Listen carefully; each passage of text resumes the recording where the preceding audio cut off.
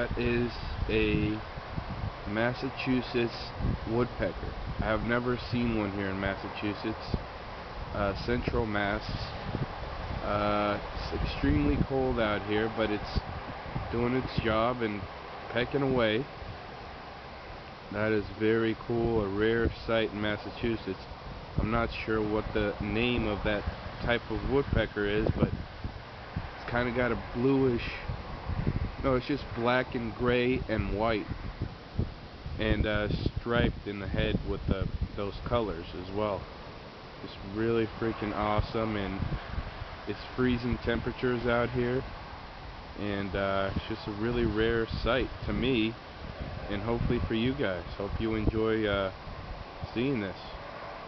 It's really cool. Look at that.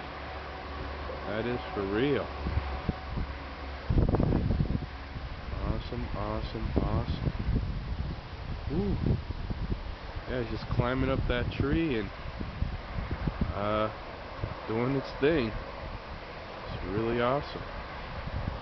There you go, it's kind of hidden away. I'm freezing, so hope you enjoyed it. I'll film more. Enjoyed the Czar's Correct channel. Bye bye.